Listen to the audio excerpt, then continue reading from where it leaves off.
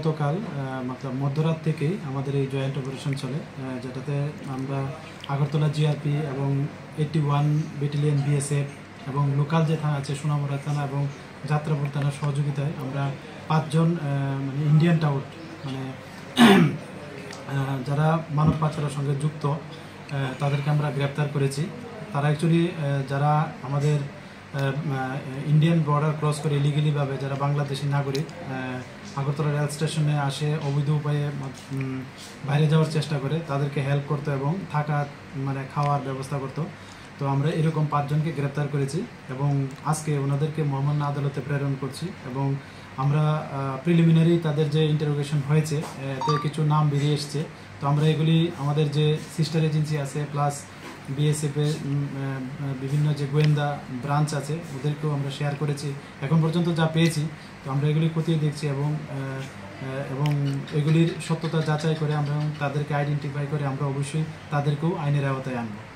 তো ওনাদের নাম একজন হলো জলিল মিয়া, অন্যজন হলেন মোহাম্মদ হাসান, ওনাদের বাড়ি দনপুর মাজাদি বাড়ি এলাকায় যা সোনামুড়া থানার অন্তর্গত, এবং অন্য 3 জন হলেন মনির হোসেন, জসিমউদ্দিন এবং আলমগীর হোসেন, তাদের বাড়ি বিরামপুর যা যাত্রাপুর থানার অন্তর্গত।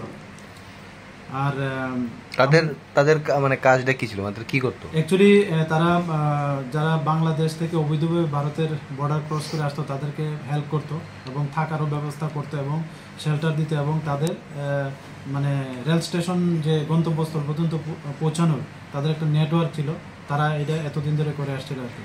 তো আমরা ওই মামলার মানে সূত্র ধরেই তাদেরকে গ্রেপ্তার করা হয়েছে। তো আজকে আমরা তাদেরকে মহামান্য আদালতে প্রেরণ করেছি এবং আমরা পুলিশ রিমান্ডও চেয়েছি।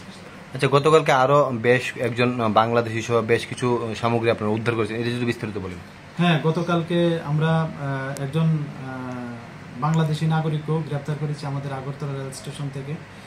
উনি অ্যাকচুয়ালি সুনামগঞ্জ জেলার অন্তর্গত, বাংলাদেশের ওখানের বাসিন্দা। তো আমরা গতকালকেই ওনার এগেনস্টও একটা মামলা নিয়েছি, যার মধ্যে বিএনএস অ্যাক্ট, আইপিপি অ্যাক্ট এবং ফরেনার অ্যাক্ট আছে, এবং ওনাকেও আমরা মহামান্য আদালতে প্রেরণ করেছি। এবং এটা আমাদের মানে বিএসএফ এবং আরপিএফ জিআরপি আমরা এটা মিলেই মানে জয়েন্টলি অপারেশন করি। সেই সঙ্গে গতকালকে আরেকটা অপারেশন হয়েছে আমাদের আগরতলা রেল স্টেশনে, যেখানে আমরা 14 কেজি গাঁজা বাজেয়াপ্ত করেছি আমাদের আগরতলা রেল স্টেশন থেকে। যদিও এটার মালিকানা আমরা এখনো পাইনি, তো আমরা এটার ইনকোয়ারি চলছে। তো আমরা দেখি যদি এটাতে কেউ বা কারা যুক্ত থাকে আমরা অবশ্যই তাদের আইনের আওতায় আনব।